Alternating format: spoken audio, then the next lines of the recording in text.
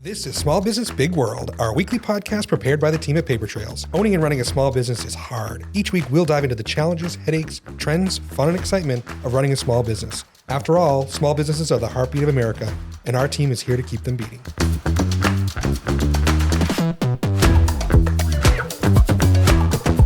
Welcome to Small Business Big World, our weekly podcast where we talk about all the exciting things that we deal with in running and managing a small business. Today, my guest is Ashley Winslow with Bangor Savings. Thanks for joining me. Thank you. Excellent. Today, we're going to talk about networking in small businesses and how to be a networking pro, right? Before we do that, I always like to remind everybody, like, follow, share, rate, review, subscribe. We are across the internet. Anywhere you want to be watching or listening, we are there. Be sure to like, follow, rate, review, subscribe. I'm sure I forgot one. John always yells at me for forgetting one, but we got that one. So, and certainly if there's any questions you have for us or any of our guests, you certainly can email podcast@papertrails.com and we will get those questions answered. So, Ashley, you are a networking wizard, right? So what do you think networking is for small businesses? What does that generally look like and so forth? Yeah, I mean, the way that I look at networking is like you and I both have physical locations and we have a certain amount of employees.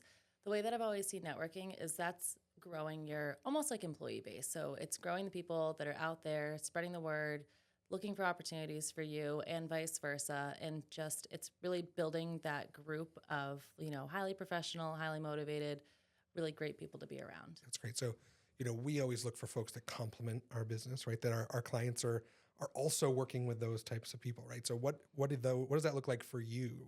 Like, who are those kind of folks that you kind of look to work with mostly? Yeah, I mean, in my networking group in particular, we have everything from, we have commercial cleaning, we have divorce attorneys, we have people that spray for ticks and mosquitoes, we have, nurses, we have quite literally everything that you can think of. And it's amazing how many connections you can find for people, even though they're so far outside of your industry. What I always try to tell, my team and other networkers is the most important thing is to be the type of person that you would want to send your best customer to. So that's what I try to be for my networkers. If I have somebody, say I have my top customer that I'm sitting with and they're looking for a divorce attorney, unfortunately, then I will want to be extremely confident in because I am giving my, advice. Sure, your recommendation, yeah. Right. So that's kind of the people that we try to surround ourselves with in our networking group. So far it's been really great. So you're in a networking group, right? There's a lot of different networking groups like BNI, but you're in a different one, right? Yeah, I'm in several. I've been networking professionally for about 9 years. I did start my own networking group in Sanford Springvale about a year and a half ago to this point. It's called TBD Connections. It's part of a greater group of connection groups. They're all called TBD. We have chapters from Brunswick all the way to actually Florida. We have a couple of chapters over there. But we are the newest chapter, and I was the vice president of the local Kennebunk chapter for about 5 years until I thought, there seemed to be a really large need for that networking space down, in the Sanford, Springvale, all those areas down there just didn't really have any Waterboro. So I was like, why not just start one? So yeah. We put a couple, it was this grassroots as, putting up a post in the local community board on Facebook and saying we're going to try to start a networking group. We'll be here at 9:00 on this day. And to our surprise and excitement, we had 17 people walk through the door that day. That's awesome. The good old library. For a first day. That's enough. Yeah. And it's grown from then. And it's just been, the need is huge. So what is that format? So that's a more formal networking group, right? What does that look like on a weekly or monthly basis? How do you guys make that work?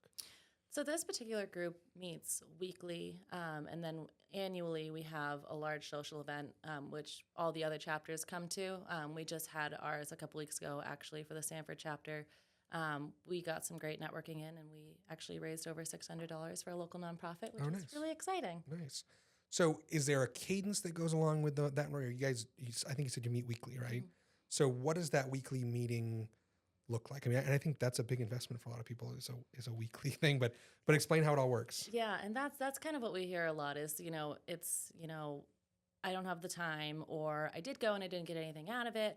But really networking is extremely largely like you get out what you put in. And our particular networking group doesn't have any attendance requirements. There are some that, you have to go there every week. And if you miss a week, you have to find a substitute. We don't have those policies in place, although those are great policies. We kind of leave it up to exactly that. So the more you put in, the more you get out, and that's on you. So we have people that show up, once every 6 months, and they probably get a deal from us once every 6 months. We have people that come once a week, and they yield really great results from that. But really, what that looks like is, during those weekly meetings, you only have 45 seconds to talk about yourself and what you do. And I don't think any of us can really describe fully what we do in 45 seconds. We all have our great elevator pitches, but it's almost like a second full-time job. So you need to take the time. What we've found is, and have those one-on-ones with people and have those ongoing communications. So you have your weekly meeting where you get in the room and you meet people. But then the real networking, I always say the most important part of the networking group is the 15 minutes before the meeting and the 15 minutes after the meeting, because that's when you get to sit down with people, talk about your day, show them who you are as a person, and really, really build that trust. So you're not just, the seventh mortgage loan officer sitting at the table, and maybe they'll pick your card and maybe they won't. Right. Yeah. I think so. One of those things about the formal networking groups, how do you engage with the folks that aren't necessarily in your traditional network, right? So, if you have this mosquito and tick guy, right, who largely is maybe dealing with more consumer-based clients, not necessarily business clients, who might be your ideal client, how do you get leads to them and from them? How have you found that working? Yeah, so we've as a group in the past year, we've passed over 150 referrals to one another, and our industries are so widely separated. But we found great success in things as simple as I mentioned earlier, like just those community boards on Facebook. If you see people that are, looking for someone to come spray my lawn, you have 8 of us sitting here and saying this guy is the best. He's wonderful. He's great. I've known him for a year. That's kind of how we've been. So that's that's a totally interesting way of looking at it, because I would definitely say that happens all the time, right? Especially in this day and age, we're all in these Facebook groups where somebody's looking for somebody to do something, right? And of course, there's a million recommendations, and sometimes there's some non-recommendations and things like that. But I never really thought about the networking in terms of the power of, gosh, if 10 people recommend the same person, that's probably going to drive that cold. I consider that a cold lead, I guess, but that's going to drive that cold lead to that provider, right? It's kind of an interesting way of thinking about networking. It might not be someone that's already in your network. It's totally blind, right? Yeah. Which I guess, you said earlier that you want to be, the person that you'd refer your best client to, right? And so when we make referrals with our client base, I know there's people that I just know are going to work better with some people than not, right? Absolutely. So that whole concept kind of scares me, because now I'm referring blind to somebody, and gosh, maybe that's a client that they're never going to want, right? Yeah. I guess you don't know that, which is a little scary to me, right? Yeah, you just have to have, what we do is we just have a great amount of faith in the people that we network with. So these are people that, I would never go to a networking group and the very first time someone comes in, be like, great, I'm going to refer you to all my friends and family and everyone I see online. It's really those people, again, that they get out what they put in, and I meet them week after week after week after week, and I get to the point where I do feel comfortable saying, I think that you are a great property manager in the area, and sure, yeah, benefit working with you. Yeah, interesting. What are some of the do's and don'ts that you've found in this kind of formal networking relationship? What are the things that have worked really well, and the things that have, gosh, really tanked really bad? Yeah, in the beginning, I found exactly to my point earlier, if you show up and you give you 45 seconds and you leave, that's not networking. And you sit there and you're that person, and we hear it all the time. They're like, oh, I went to 6 meetings and I didn't get anything out of it. It's like, yes, you and 6 other, realtors did, and none of them got anything out of it, because except for the one, they took the time to meet everybody, to talk about themselves. That's kind of the main difference. But as far as the do's and don'ts, I got a really good piece of advice when I first started networking. I was lucky enough to have some amazing mentors, and one of them said, the worst thing you could do is be an inch deep and a mile wide. So if you're that person that just, you're at every after hours, you're at every networking group, you're everywhere under the sun, and you're just like, here's my card, here's my card, here's my card. You have, you can have all these connections, but they're not meaningful. They're an inch deep. You know what I mean? So it's better to have a small group of 5, 6 people that you've really, really built that connection with, that you email on a weekly basis, that you go to lunch with once a month, that you are 100% confident that every time they come across an opportunity, it's coming your way. That's interesting. So that was one of the questions I was going to ask is, how do you manage, okay, so you have your formal networking group, but how are you managing your, the informal things, the after hours, this week is one of those weeks. I literally have tonight, tomorrow night, Wednesday night, I have, stuff every night, fundraiser, networking event. I don't even remember what's happening Wednesday, but I have something Wednesday night, which is business related. And I think, so how are you managing those kind of connections in the more informal, not your formal networking group? Yeah, I mean, the best advice that I've received and I've given to people is the networking should be one of your top priorities each day. Because if you're doing it right, that hour that you're spending from 5 to 6 p.m., which no one really wants to do, but if you make the most out of that hour, it's going to pay back like the same amount as if you sat in your office and did 10 days of work, because you have so many more people that you're connecting with. You're not going to have that many people walk through the door of your business. So I always just, it's on my calendar, it's on a priority. I'm going to be there unless there's some catastrophic reason that I can't. And then just, making the time for it. And when you're there, being fully present. So, you go to some networking groups and there's people that'll come for 5 minutes and there's people that'll, like go and stay at the bar for the most of the time. But it's really going in there, committing to yourself. I'm going to have, 3 really, really deep conversations with people about getting to know what they do, leave with their card, leave with a follow-up meeting, and just really making it a priority. So I consider myself an extroverted person and a pretty connected person in the community. But even when I go to after hours, I feel like I gravitate to the same people, right? Yeah. The same group, the people I know already, the whatever. But what have you found that helps you kind of reach out to cold to people at those events, right? Have you done anything, what do you do to psych yourself up for that, right? Yeah, no, I do. I try to do, and I've trained a lot of people in networking as well. And I always encourage people to do their due diligence. So if you're invited to a networking group, what I do is I'll go on, if you get like an Outlook invite and there's like the people that are going, I'll take the time to pick 3 and research them and find them at the meeting and commit to myself that I'm going to go introduce myself to this person. I'll try to ask people that know them if they can give me a warm introduction. Same thing if you get like the Facebook event invite, see who's going and kind of just pick 3 people you want to meet. That's actually really good advice. I think, just as you're preparing for a prospect, I think that's the same kind of thing, right? Just preparing to meet a new networking partner. That's kind of a neat thought. So what if things aren't working, right? How do you rejigger yourself if, you talked about a lot of things, set good goals, challenge yourself, do your research. But what if things aren't aren't working, right? Gosh, I'm talking to people that I really want to be in front of and it's not working, right? No, I'm not getting any business out of it, or vice versa. I'm not able to find anything to send to them, right? What do you think about that? Yeah, no, there's a catchphrase in networking that says, don't go to these groups trying to like pin the tail on the donkey. So you need to have your goals, but also like be flexible. And if things aren't working, that's a really good opportunity to step back. And I think what a lot of people fall into is like, networking is not working for me. It's just not for me. And that's not true. It's kind of that you need to take the step back and reevaluate like what you're doing. And in that time, I mean, that's happened to me in the first networking group I went to, I was 23 years old and I walked in and I had no idea what I was doing. But a really good thing is to find the people in the room that seem really well connected and seem confident and be, open and honest enough to go up to them and be like, I need like your advice. Could we schedule a meeting and you kind of tell me like your tips of the trade? And I've never, ever, ever met someone that's like, no, like those are my secrets. Really good networkers love sharing tips on really good networking. I think that's a good point is, even within your own industry, for the most part, I think we're very fortunate where we are.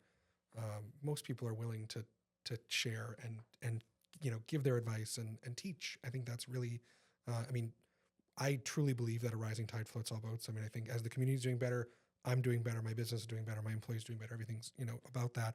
And I think, if we have peers, I have competitors, right? We're competitors to some extent, right? I'm not afraid of that, right? In essence, I think, for us, it's great that we are close because if the shit hits the fan, maybe you'll be there to help me, right? Or I'll be there to help you or something, all of our competitors locally, we know I've got them in my cell phone. I could text them, at 9 o'clock at night saying, God, I really need help with this, right? And I think that's the same thing, in your industry.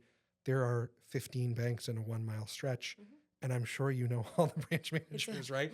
And, and it's the same thing. It's being there to help each other and support each other. And maybe, just maybe, right? this bank may not be the right, this client may not be right for this bank. And they may say, gosh, we're going to send this to Ashley because I know she can handle it, right? Mhm. That happens. Absolutely. That happens all the time. Yeah. I try not to send those nasty clients to make them. I don't want to recommend people if I know the client's not going to be a right fit for them. But I think that's really important. Like you said, is people usually will take some time to say, hey, what's out there, and how can you help me? And I think most people are willing to do that. But so that kind of goes on to the next thing. Like, what about the one-on-ones? How do you get someone to say, hey, listen, you've gone up to a networking event or whatever, can I get coffee? What are you looking to usually get out of those?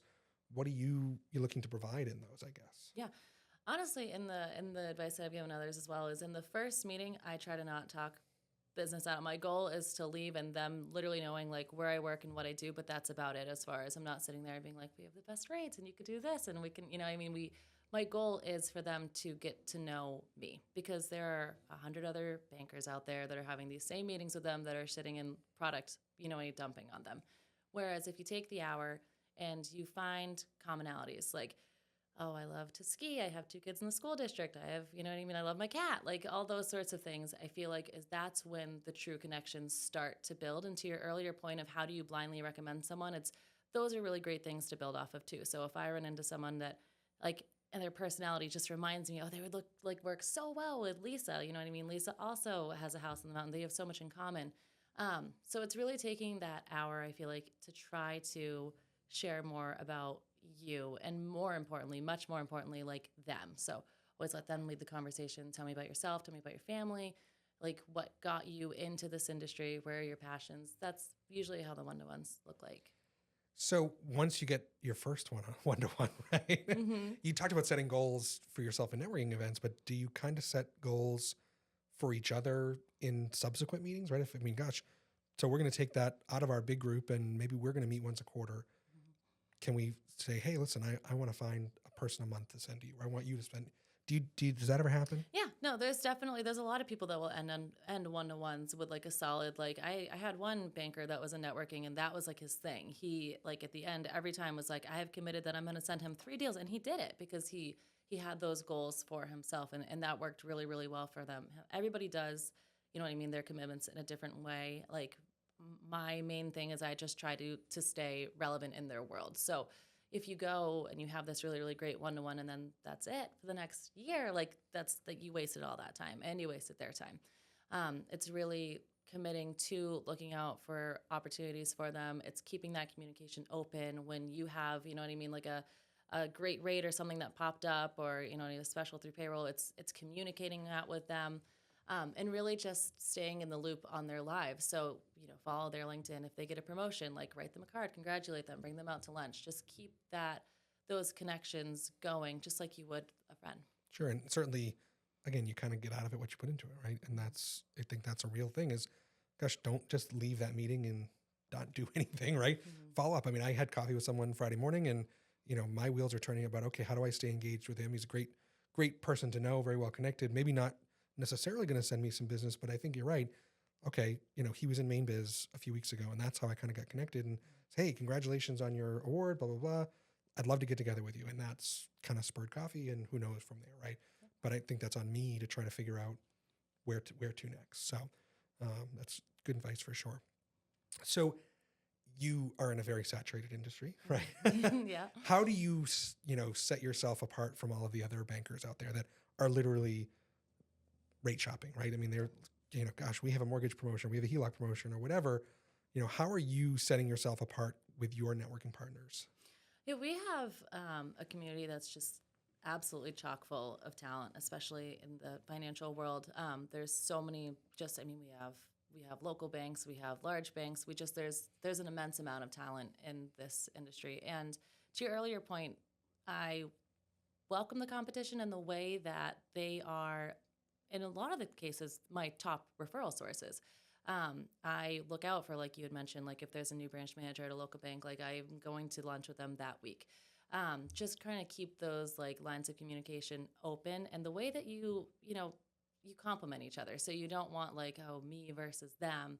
It's kind of like, how can we cohesively, make sure that everybody's needs are met. I think one thing that does make people stand out is trustworthiness, responsiveness, you know what I mean? And then like punctuality. So if I'm at a networking group and someone comes in 15 minutes late and they haven't been there for 3 weeks, and that might not be my first choice of someone to send to, opposed to the person that came 15 minutes early and took the time to talk to me and shared a little about their lives with me. So I think standing out is just doing those things that make you, as we mentioned earlier, the person that they feel the most comfortable sending their top customer to, and not worrying about it a bit. That's really good. What's the one thing that you think people listening today should take away in terms of networking? If you do nothing else, what's the one thing? Yeah, I mean, it's the best free advertisement out there. And I've said it a million times, you get out what you put in. And if it's something that people have wanted to try in the past, I say just do it. Like I said, my first networking group, I didn't even get invited to. I just showed up and I had no idea what I was doing. And I was welcomed so big with open arms, and it was so wonderful. And honestly, I'm sure you can say the same, but I feel like the people that I've met through my business networking have become like some of the closest people in my life, which is crazy. I mean, they've grown into be my professional references. They are the first people to, you know what I mean, celebrate a promotion, or like when I had my second child, like they threw me a baby shower. Like it was just, they really do become like really, really close in so many ways. And it's just it's a whole world of opportunities, and can't recommend it enough. So if folks want to get in touch with you to learn how to become a master networker, just like you are, what's the best way to get in touch with you? Email or? Yeah, absolutely. I mean, I have email, text. We have our meetings, our weekly meetings. There's a weekly meeting. There's the TBD Connections website where you could see all of the chapters meetings. Ours is Wednesday mornings at 9. Kenny Bunk's is Tuesday mornings at 8:30, and there's chapters everywhere in between. You can stop by the bank. You can really, I'm always around. Sounds great. Well, wonderful. Well, thanks everyone for listening this week. Again, don't forget, like, follow, share, rate, review everywhere, all the time, multiple times if you can. And otherwise, we will see you all next week. Thanks very much. Thanks for listening to this week's episode of Small Business, Big World. This podcast is a production of Paper Trails. We are a payroll and HR company based in Kennebunk, Maine, and we serve small and mid-sized businesses across New England and the country. If you found this podcast helpful, don't forget to follow us at Paper Trails Payroll across all social media platforms, and check us out at papertrails.com for more information. As a reminder, the views, opinions, and thoughts expressed are the hosts and guests alone. The material presented in this podcast is for general information purposes only and should not be considered legal or financial advice. By inviting this guest to our podcast, Paper Trails does not imply endorsement of or opposition to any specific individual, organization, product, or service.